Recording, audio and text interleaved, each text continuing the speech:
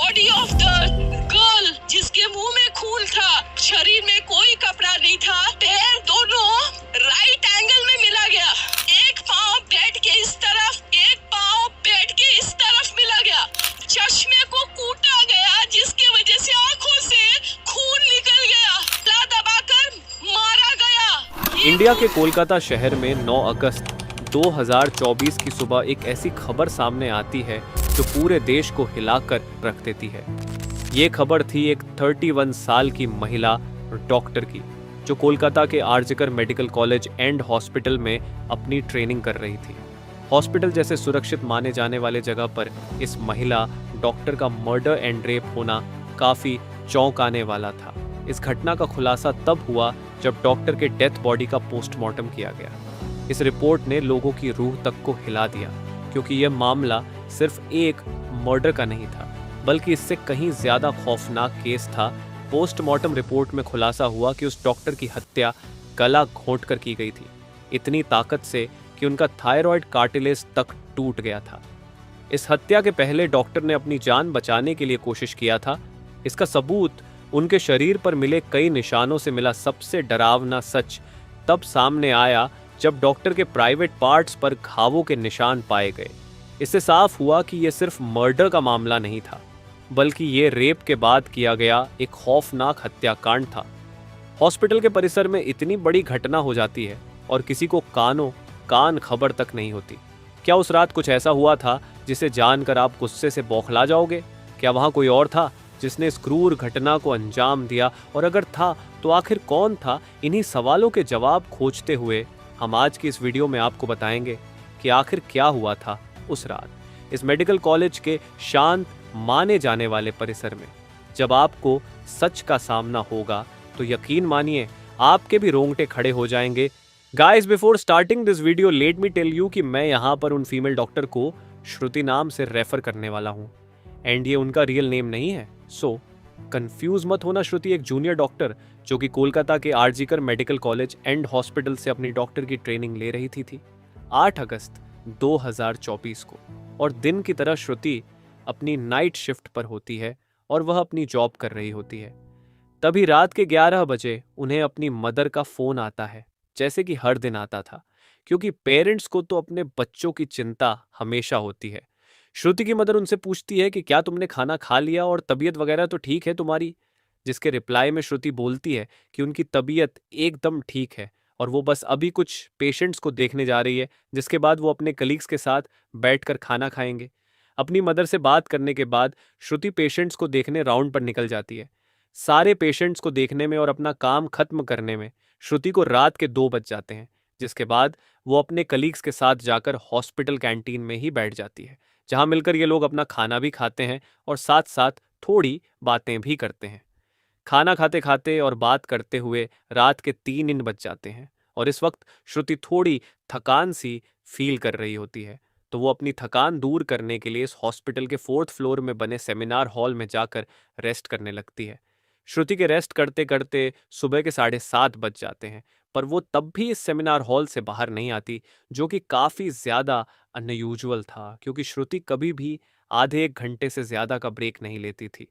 Hospital का एक worker जो कि सुबह की शिफ्ट स्टार्ट होने से पहले हॉस्पिटल के सारे रूम्स को चेक कर रहा होता है, और वो ऐसे ही सारे रूम्स को चेक करते हुए इस सेमिनार हॉल की तरफ आता है। जैसे ही वो सेमिनार हॉल के बाहर आकर उसका गेट खोलता है, उसकी आंखों के सामने होता है एक भयानक नज़ारा, जिसे देखकर वो बहुत जोर से चीख पड़ता है। इस वर्कर की चीख सुनकर आसपास के लोग वहां इकट्ठा होने लगते हैं और देखते हैं कि सेमिनार हॉल के अंदर श्रुति की बॉडी बिना कपड़ों के पड़ी हुई है और उसके बॉडी पर कुछ ब्लड के निशान भी हैं। यहाँ खड़े सब लोगों के लिए ये एक ट्रामा से कम नहीं था, स्पेशली दूसरी फीमेल डॉक्टर्स एंड वर्कर्स के लिए, क्योंकि उन्होंने अपनी आंखों के सामने ऐसा नज़ारा पहली बार देखा था।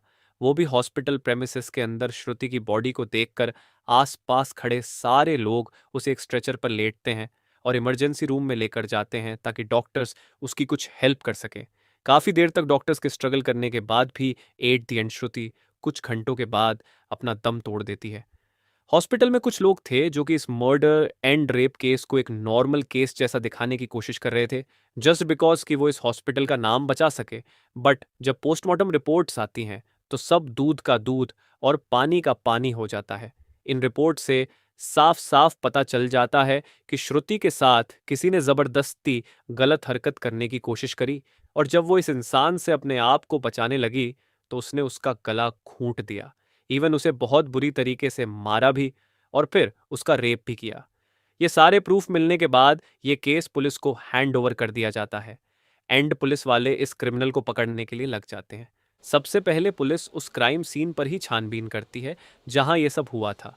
किस्मत से पुलिस वालों को वहां पर श्रुति के कुछ नेल्स एंड ब्लड सैंपल्स मिलते हैं और साथ ही एक ब्लूटूथ नेक बैंड। ये केस शायद और भी जल्दी सॉल्व हो जाता अगर उस फ्लोर पर सीसीटीवी कैमरा होते तो, बट बदकिस्मती से इस सेमिनार रूम के अंदर या इसके आसपास कोई सीसीटीवी कैमरा नहीं थे। लेकिन जिस रास्ते से इस फ्लोर पर एंटर करा जाता था वहां पर कुछ सीसीटीवी कैमरा थे। पुलिस वाले इन सीसीटीवी कैमरा में सुबह के 3 बजे से 8 बजे के बीच की रिकॉर्डिंग चेक करते हैं कि इतने टाइम के बीच कितने लोग इस फ्लोर पर आए और गए थे।